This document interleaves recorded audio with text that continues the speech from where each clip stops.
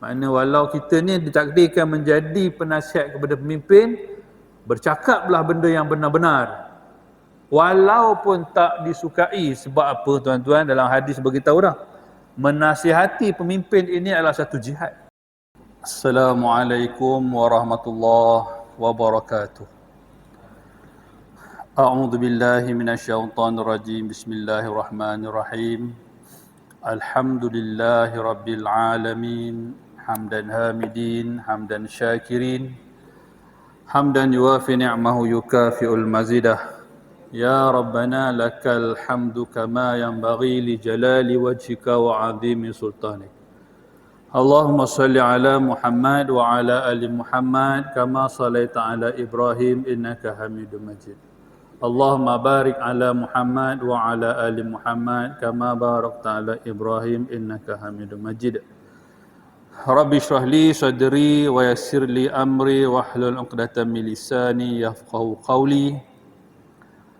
Allahumma qawi imanana wa wahid sufufana wajma' qulubana ala mahabbatik birahmatika ya arhamar rahimin. Wa amma ba'du. Yang saya kasihi imam yang memimpin solat maghrib kita pada malam ini, yang berusaha ahli jawatan kuasa masjid, yang hormat datuk-datuk, sahibul fadilah, para ustaz, para asatizah, pimpinan-pimpinan masyarakat, seterusnya muslimin dan muslimat yang hadir menjadi tetamu Allah Subhanahu wa taala pada malam ini. Pertama dan selama-lamanya, sama-sama kita memanjatkan rasa syukur kepada Allah Subhanahu wa taala kerana terpilih menjadi hamba dia yang dapat hadir ke rumah dia, dapat kita sama-sama menunaikan kewajipan sebagai seorang Islam dengan mengikut tuntutan sunnah baginda Rasulullah sallallahu alaihi wasallam yang menggalakkan supaya kita hadir untuk solat secara berjamaah. Kena panjangkan rasa syukur pada Allah, kerana tidak semua orang mendapat nikmat hadirkan diri ke rumah Allah Subhanahu wa taala. Tak semua orang dapat. Jadi kalau kita ni dapat, kita kena terima kasih kepada Allah dan kita minta pada Allah Subhanahu wa taala selama-lamanya kita menjadi satu orang yang sering hadir ke rumah Allah Subhanahu wa taala, sama ada nak dengar ceramah ke, sama ada nak berehat ke, sama ada nak apa sekalipun, biar dalam rumah Allah Subhanahu wa taala. Kerana apa tuan-tuan? Sepanjang kita berada di rumah Allah Subhanahu wa taala, kita solat maghrib dan kita nak tunggu sewaktu isyak nanti, kita duduk dalam rumah Allah Subhanahu wa taala, ada malaikat yang akan mendoakan kita, Allahumma ighfir lahu warhamhu. Ampunkan dosa dia Allah, rahmati dia Allah. Kita kat rumah tuan-tuan tak semestinya kita duduk beristighfar. Kita duduk dalam ni pun tuan-tuan, tak sepanjang masa kita beristighfar. Astaghfirullahalazim, tak. Tetapi Allah Subhanahu wa taala sebab meraihkan kita sebagai orang yang hadir ke rumah dia ni, hantar satu makhluk, setiap seorang dapat satu, yang mendoakan moga dosa kita diampunkan Allah dan dapat juga rahmat Allah Subhanahu wa taala. Tempat lain tak dapat tuan-tuan. Tempat lain tak dapat, hanya di rumah Allah Subhanahu wa taala saja. Jadi kenalah terima kasih kepada Allah. Kerana apa? Kerana membuka pintu hati kita untuk kita hadir ke rumah Allah Subhanahu wa taala. Tak semua orang Allah buka pintu hati dia. Ramai yang dengar azan, tapi tak semua dipilih oleh Allah Subhanahu wa taala nak hadir. Ada yang nak hadir tapi sebab uzur tak dapat hadir. Ada yang uzur dapat hadir, ada yang uzur tak dapat hadir. Kat masjid tu tuan-tuan, dekat HTAA tu hospital tu tuan-tuan, kalau kita pergi naik dekat tingkat orang sakit yang terlantar tu, ramai cita-cita dia.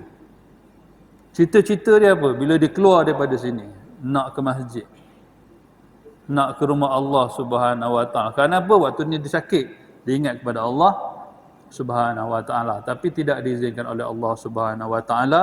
Tapi kita alhamdulillah malam ni dengan izin Allah Subhanahu Wa Taala kita dapat hadir, dan insya-Allah tuan-tuan, perkongsian kita pada malam ini, pihak pengurusan minta saya mengajar kitab. Saya ni orang kata meraihkanlah, kebetulan memang saya sebenarnya ambil kuliah subuh saja, maghrib jarang ambil.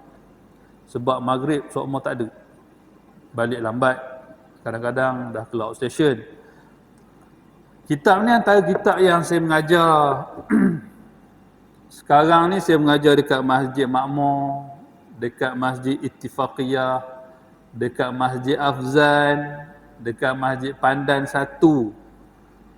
Ni kitab dekat Masjid Sayyidina Osman saja saya guna kitab 40 hadis akhir zaman. Tapi yang lain saya guna kitab ni. Kitab ni tuan-tuan, nama dia kitab Zuhud.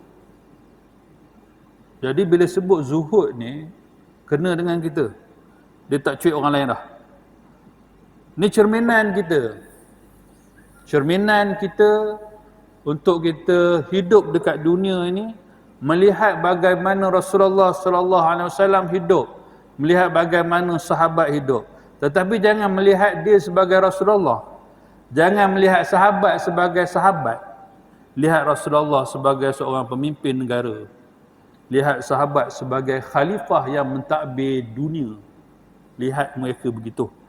Kita kadang-kadang sabar, itu Nabi lain. Itu Nabi lain. Tapi kita tengok dalam kitab ini, walaupun baginda Rasulullah SAW itu, kalau kita duduk bila cerita dia Nabi ni, kita dah memang orang kata biasa orang sebut macam tu.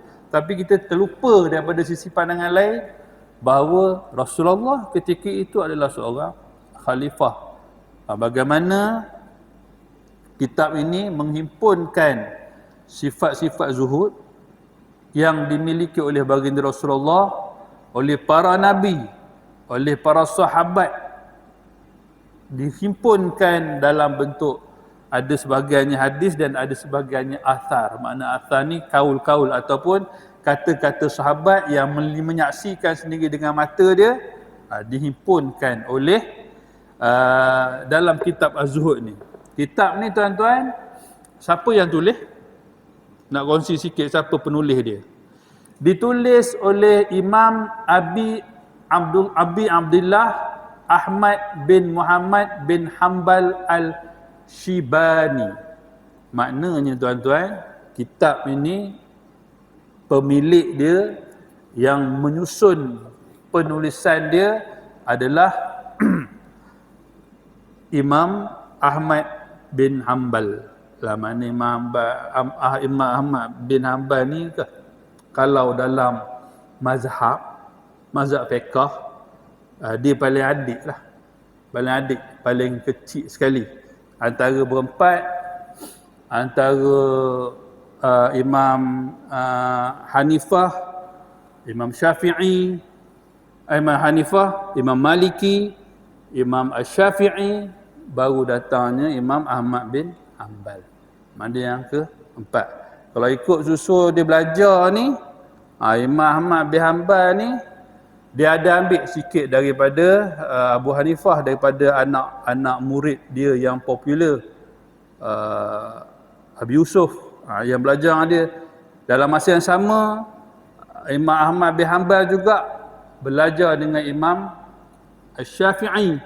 Dalam masa yang sama juga ada anak murid daripada Imam Malik. Maknanya antara dikarang oleh beliau, dan ini antara Imam Ahmad bin Hanbal ni dikenali dalam ilmu hadis sebagai Al-Hakim. Maksud apa? Dia menghafal 700,000 hadis. Dia hafal. Dalam ni lebih kurang dalam 2,000 hadis saja. dan yang ringan-ringan. Sama ada dia sahih ataupun hasan ataupun dhaif, sebaliknya semua ada dalam ni. Mana yang sahih tu telah diambil oleh Imam Muslim, Imam Bukhari. Imam Muslim, Bukhari pun ambil pada dia. Dia ni tok guru. Imam Bukhari dan Imam Muslim. Mana dia ambil? Mana kita tak belajar tentang fiqh dia. Cuma kita nak baca tentang hadis-hadis yang dihimpunkan berkaitan dengan sifat zuhud ini oleh Imam Ahmad bin Hanbal. Zuhud ini tuan-tuan dia sangat penting kalau macam kalau kita nak mendefinisikan dia. Kalau orang tanya apa maksud zuhud tu? Zuhud tu kita tidak menjadikan dunia ini satu matlamat hidup kita. Kita menjadikan dunia ini sebagai satu jambatan. Jambatan saja untuk kita ke tempat lain. Kita akan jumpa hadis yang mengatakan bahawa jadikan orang kata dunia ini sebagai tempat persinggahan. Sebagai maknanya kalau macam kita tuan-tuan daripada Kuantan kita nak balik Kuala Lumpur. Rumah kita contoh saya duduk di Kuantan, rumah mak ayah saya di Kuala Lipih. Dalam perjalanan tu kita singgah sekejap saja ke R&R, sama ada untuk melepaskan hajat ataupun nak beli barangan ringan. Kita tak beli benda besar-besar.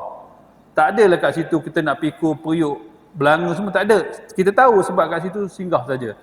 Jadi kitab ni nak mengumpulkan segala orang kata segala hadis yang menceritakan betapa dunia ini satu persinggahan, sama ada dirakamkan menceritakan tentang cara bagaimana pemakaian Rasulullah yang dikatakan bersifat zuhud itu pakaian sahabat, bagaimana cara pemakaian dia, bagaimana cara keadaan dia dengan pangkat ni. Dengan pangkat ni macam mana cara dia bermuamalahnya. Dirakamkan dalam kitab ni, insya-Allah kita akan kongsikan bersama-sama jika diizinkan oleh Allah Subhanahu Wa Taala setiap hari Jumaat untuk kuliah. Maghrib bukan setiap Jumaat. Jumaat ke apa saya tak ingat dah. Nanti tanya balik urus dia. Insya-Allah kita akan kongsikan. Tuan-tuan, sebelum kita nak masuk cerita tentang nak membaca hadis ini tuan-tuan, kita kena tahu dulu siapa dia Imam Abi Abdillah. Abi Abdillah ni nama anak kepada Imam Ahmad. Contoh tuan-tuan, Arab ni memang dia menggelarkan, contoh kalau macam saya Asmadi ada anak, nama anak saya Zahin. Jadi Zahin tu orang akan panggil sebagai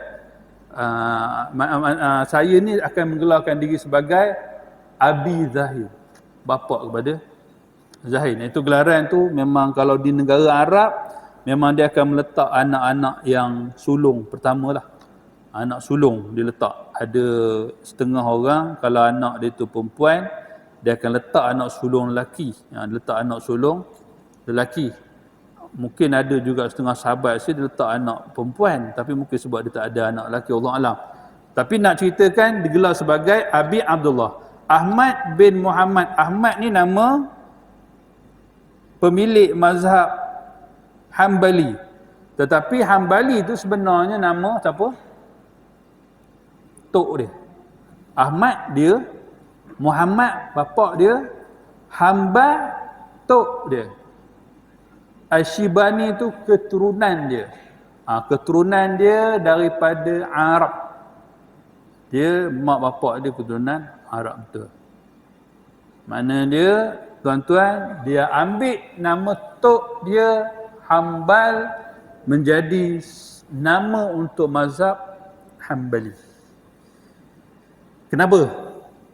Sebab dalam sejarah meriwayatkan bahawa tok dia adalah seorang gubernur. Bapa dia Muhammad ni askar. Meninggal ketika kalau tak salah saya umur 30 tahun. Ketika itu Ahmad bin Hanbal ni kecil lagi, dalam umur belah-belah. Lalu dia orang yang susah, walaupun tok dia gubernur. Dia taklah senang mana. Sedang dia budak-budak lagi, mak dia kata, awak kena belajar dan menjadilah seorang yang pakar hadis. Jadi nak belajar tuan-tuan, mesti bermusafir. Nak mencari ilmu, kena bermusafir. Musafir mencari, menghimpunkan hadis-hadis ni. Jadi Ahmad ni dia banyak. Antara yang dia jumpa, yang dia sempat belajar, dia nak berjumpa dengan dengan Abu Hanifah, tapi dalam perjalanan katanya dia meninggal. Bukan dia yang meninggal tu, Abu Hanifah dah meninggal, tapi ada anak murid dia sempat belajar. Imam Syafi'i dia sempat pergi belajar. Makna Ahmad bin Hanbal ni anak murid kepada Imam Syafi'i. Imam Syafi'i dalam kitab sejarah dia tulis, dalam kitab Zuhud ni dia mengulas. Dia kata, tidak aku tinggalkan Baghdad, tidak aku meninggalkan Iraq waktu tu, Iraq, melainkan aku telah meninggalkan seorang lelaki yang sangat faqih, yang sangat wara' dan sangat mengikut sunnah. Siapa dia? Imam Ahmad. Imam Ahmad. Imam Syafi'i kan, yang kita, kalau kita tengok sejarah dia, kalau tuan-tuan pergi Mesir, dia punya makam dekat Mesir kan. Dia sebelum ke Mesir, dia duduk di Iraq. Mazhab dia bermula di situ. Kemudian baru dia berpindah. Belajar lagi sampai ke Mesir. Sebab tu kat sana pun ada makam untuk guru dia juga. Maknanya dia sempat belajar. Maknanya dia belajar, Imam Abu Hanifah ni, Ahmad bin Hanbal ni, dia belajar ketika dia sempat berjumpa di Iraq. Dia belajar, kemudian tok guru dia, Imam Syafi'i, berpindah dan dia terus kekal belajar sehinggalah dia wafat. Cuma tuan-tuan, kalau kisah Ahmad bin Hanbal ni tuan-tuan, kita mesti tahu bahawa cabaran yang paling besar dia hadapi adalah ketika mana? Ketika zaman pemerintahan itu, yang kalau kita tengok dalam kitab sejarah, kisah apa? Kisah Mu'tazilah yang yang menyebut bahawa Al-Quran itu adalah makhluk. Kan kisah dia. Ahmad bin Hanbal dipenjarakan selama 28 bulan. Orang ulama, pemilik mazhab, dipenjara selama 28 bulan. Ketika itu kalau kita tengok dalam sejarah zaman Khalifah Ma'mun.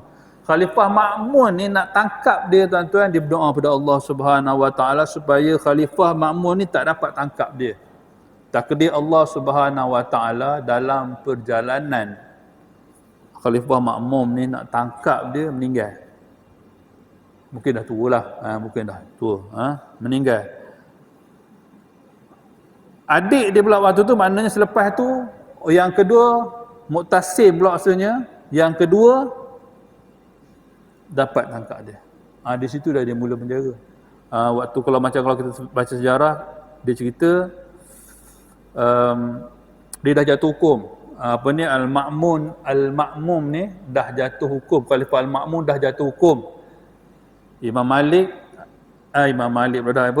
Ahmad bin Hanbal ni mesti dipenjarakan selama 30 tahun. Yang ikut dia selepas itu, maknanya yang berjaya tangkap dia waktu tu, sempat penjarakan dia selama 28 tahun. Kemudian pemerintah selepas yang ketiga itu baru membebaskan dia. Membebaskan dia dengan memohon kemaafan. Minta maaf sangat. Sebab apa? Dialah orang yang mempertahankan, Imam Ahmad bin Hanbal ni, yang mempertahankan bahawa Al-Quran itu adalah kalam Allah, bukan makhluk. Kalau kita tengok sejarah tuan-tuan, ni pentingnya bila mana kita ni menjadi penasihat kepada pemimpin. Kalau penasihat dia menyesatkan pemimpin, itulah yang jadi. Maknanya walau kita ni ditakdirkan menjadi penasihat kepada pemimpin, bercakaplah benda yang benar-benar. Walaupun tak disukai. Sebab apa tuan-tuan? Dalam hadis beritahu dah, menasihati pemimpin ini adalah satu jihad. Nak cakap benar dengan pemimpin ni jihad. Kita ada ketua, kita ada majikan. Nak bercakap benda yang benar ini adalah satu jihad. Cakap kena ada adab dan sebagainya. Benda tu memang diajar. Dalam kitab-kitab banyak yang ajar bagaimana untuk kita bercakap ataupun menyampaikan maklumat kepada pimpinan masyarakat, kepada pemerintah kita. Waktu ni penasihat tak betul, itu yang kena kepada barisan ulama-ulama dulu, yang menyebabkan dipenjara tuan-tuan. Dipenjara ni lah, ketika inilah menyaksikan karamah ataupun kelebihan Imam Ahmad bin Hanbal ni. Diceritakan bahawa ketika mana dia ni dibawa daripada rumah, nak bawa ke penjara, dia kena ikat dengan besi yang sangat berat. Dengan sangat berat sekali. Maknanya naik kuda sampai sana, maknanya dia sentiasa sebut, kalau tak salah saya dia sebut ya Hafiz, ya Qawi, maknanya dia minta supaya dia kuat, dia bertenaga. Sampai dia letakkan dalam satu, kalau dalam sejarah dia cerita letak dalam tempat yang tidak bercahaya. Tempat yang tidak bercahaya, mana tahu masuk waktu. Yang ni dia cerita pada anak dia. Dia kata antara karamah yang dimiliki oleh Imam Ahmad ni, tuan-tuan, dia ulur tangan waktu dia nak semayang, air turun. Dia ambil wuduk. Dia dapat ambil wuduk. Dikatakan bahawa Imam Ahmad bin Hanbal ni sentiasa berpuasa. Pemerintah pun tak tahu siapa hantar makanan dekat dia. Tak tahu. Tahu-tahu ada makanan. Ni antara pemilik mazhab yang dihukum sebat sebanyak 160 kali. Sampai pensan. Ada sebat sebagai pensan. Tapi hebatnya Imam Ahmad ni, waktu dia dah sakit dah, maknanya dah tua. Lepas tu dia dikeluarkan. Bila dah keluar ni dah beri keampunan. Kerajaan nak bayar ganti rugi lah. Dia tolak. Dia kata dia tak perlu. Dia kata dia tak perlu benda tu. Dia kata dia takut fitnah akan berlaku. Dia kata dia lebih suka kena azab daripada dia dapat harta. Sebab apa? Takut fitnah berlaku pada dia. Kerajaan bagi kat anak dia. Anak dia ambil. Dia cakap kat anak dia apa? Aku tak akan makan sumber daripada apa yang kau dapat ni daripada kerajaan. Bukan sebab dia tolak. Tak, kerajaan dah minta maaf dah. Dia dah maafkan, tak ada isu. Cuma dia takut benda tu mempengaruhi prinsip hidup dia. Yang tu yang dia cuba elakkan. Dia nak meninggal ni, waktu dia nak meninggal, dia berdoa kepada Allah Subhanahu Wa Taala, ya Allah, ampunkan pemimpin-pemimpin yang menzalimi aku dulu. Ampunkan orang-orang yang rotan aku dulu. Ampunkan tentera-tentera yang menyeksa aku dulu. Tapi jangan ampunkan orang-orang yang menyebabkan wujudnya benda-benda bid'ah. Itu je yang dia tak minta ampun. Yang lain semua dia minta supaya ampunkan. Dia minta ampunkan. Tuan-tuan, diceritakan dalam sejarah bila mana Imam Ahmad bin Hanbal ni wafat, berjuta orang sembahyangkan dia waktu tu. Semua orang turun untuk solatkan jenazah dia ni, tuan-tuan. Terlalu ramai. Diceritakan dari riwayat bahawa angkat jenazah Imam Ahmad ni menggunakan satu jari je. Sama ada ringan ataupun pakat-pakat tolong, pegang kita pun kalau ramai orang menolong macam kita tengok meninggal dekat Madinah kat Mekah kan, loncor je lepas ke depan. Nak ceritakan bahawa satu jari yang angkat dia. Ramai sangat orang nak mensolatkan dia, tuan-tuan. Antara kehebatan Imam Ahmad bin Hanbal lagi benda ni ialah kalau dalam sejarah dia cerita kan, setiap malam dia solat 3 rakaat. Macam mana nak 3 rakaat?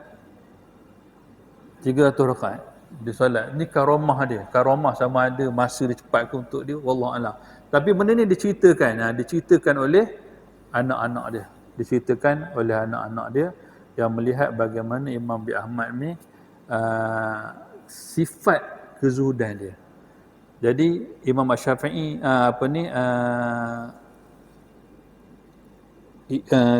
karangan kitab Az-Zuhud ni, tuan-tuan, dipuji oleh ulama sehingga kan ramai ulama mengatakan bahawa tiada kitab yang terbaik tentang zuhud melainkan apa yang telah dihimpunkan oleh Imam Ahmad bin Hanbal.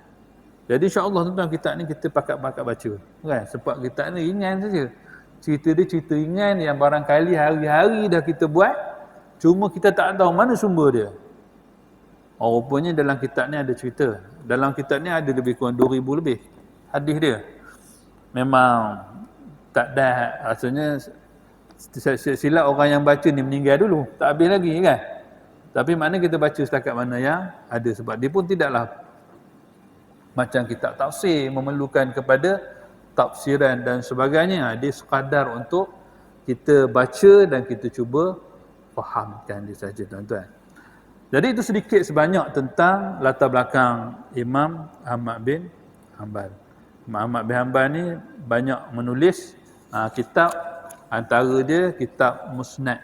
Kitab Musnad ni banyaklah hadis-hadis dia. Ada lebih kurang dalam kitab Musnad tu, dia berjilid, tuan-tuan. Kalau kita tengok, dia ada lebih kurang dalam 30, ada dalam 300, ada 30,000 hadis. Ada 30,000 hadis. Banyak kitab dia. Dan tu memang tak terbaca lah kita kan. Saya pun sebab tu belajar tu, tahu macam tu je lah. Bilik-bilik macam tu je, tak pernah tengok pun. Kalau tengok pun sekadar marajak, ataupun kita buat takhrij hadis, kita tengok. Tu zaman dulu. Zaman sekarang lagi tak ada masalah. Maktabah Syamilah ada. Taib je keluar tu. Tak perlu usaha yang keras.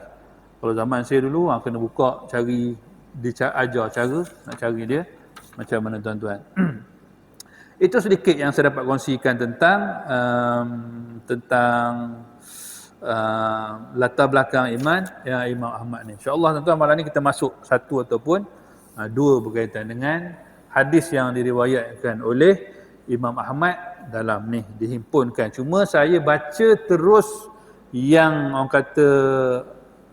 kata melalui rawi yang ambil daripada Rasulullah sallallahu alaihi wasallam saja. Saya tak baca daripada awal lah, sebab panjang dia haddasana kan, dia jadi panjang sangat. Jadi kita ambil daripada yang terdekat dengan baginda Rasulullah sallallahu alaihi wasallam. An Abi Hurairah an Nabi sallallahu alaihi wasallam qala. Seorang sahabat nama dia Abi Hurairah. Abi Hurairah dia kata, aku dengar daripada Rasulullah sallallahu alaihi wasallam, man ghada ilal masjid aw raha a'addallahu azza wa jalla lahu fi jannah nuzulan kullama ghada aw raha. Subhanallah, tuan-tuan. Ini hadis ni pembuka cerita seronok untuk kita. Abu Hurairah kata, Nabi dia beritahu special, khusus untuk orang-orang man ghada ila masjid. Siapa yang pagi-pagi dia ke masjid, auraha, ataupun waktu malam, waktu rehat dia ke masjid, a'addallahu azza wa jalla lahu fi jannah nuzulan. Allah sediakan di syurga nanti nuzulan. Nuzulan ni satu tempat, satu kedudukan di sisi Allah Subhanahu wa taala. Setiap kali pergi ataupun dia balik. Pergi dan balik. Dapat belaka. Hari ni tuan-tuan, bukan saja dalam disebut sebagai auroha. Auroha ni maknanya andai kata kita mempunyai masa untuk datang malam, dapat. Malam saja. Hari ni kita banyak yang berkejaya. Masa kita free, maghrib, isyak, subuh. Yang ni 3 waktu ni sepatutnya tak ada masalah untuk pakai-pakai hadir. Sepatutnya tak jadi masalah. Sebab masa ni kita beristirahat. Hadir ke rumah Allah Subhanahu Wa Taala, datang saja tuan-tuan satu tempat Allah bagi. Sehari kalau dapat datang 3 kedudukan Allah Subhanahu Wa Taala bagi. Kalau rumah 3 biji rumah satu hari. Satu hari. Tuan-tuan, kalikan kalau benda ni kita buat selama sebulan. 3 waktu saja. Kali dengan usia umur kita. Banyak tuan-tuan. Dapat banyak kedudukan di sisi Allah Subhanahu Wa Taala. Cuma malangnya benda ni Allah tidak menzahirkan secara jelas depan mata. Sebab tu golongan-golongan yang beruntung dia dapat. Yang hadir ke rumah Allah Subhanahu Wa Taala dia dapat. Sebab tu kena bersyukur. Kena terima kasih kepada Allah. Ya Allah, tetapkan aku rajin datang ke masjid. Jangan jadi aku ni orang yang menyombong, menghukum orang lain. Jadi menyebabkan kita akan diangkat darjat Allah. Akan diangkat darjat oleh Allah Subhanahu Wa Taala.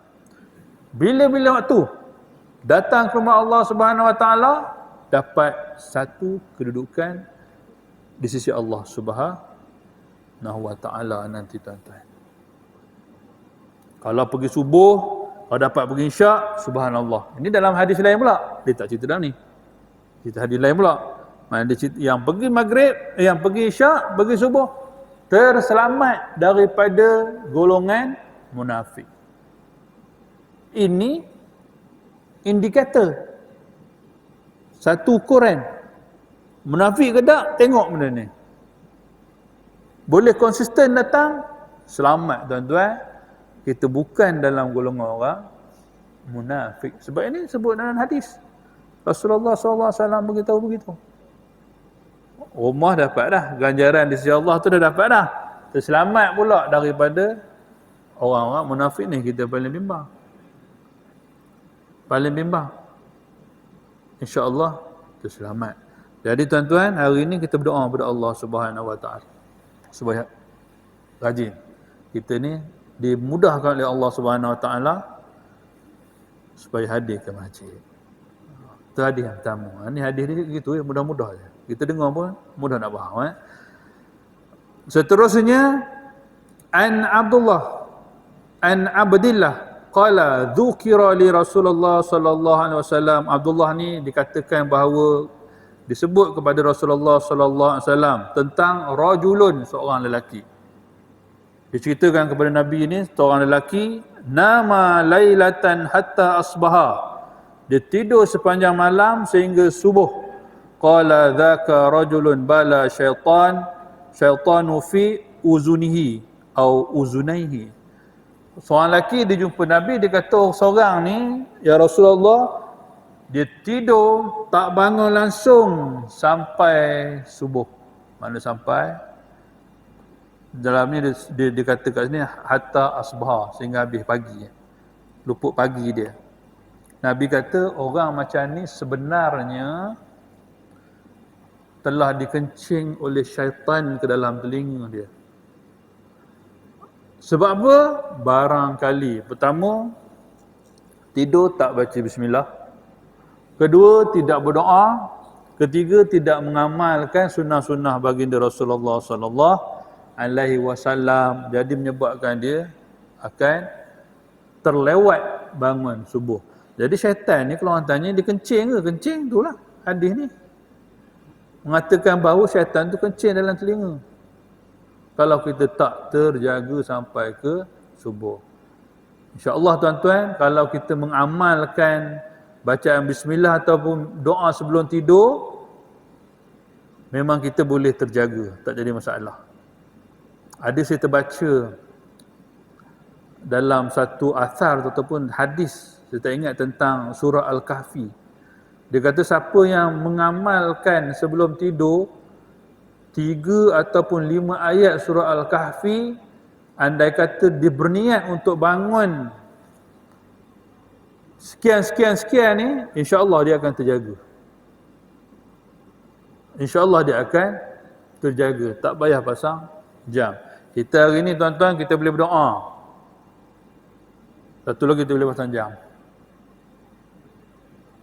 Tak patut berlaku pada kita. Tapi andai kata benda tu berlaku, inilah sebab dia, kerana syaitan telah kencing ke dalam telinga orang tersebut. Jadi boleh kita menggunakan dalil ni juga bahawa syaitan tu memang kencing. Termasuklah masuk tandas. Kena tutup.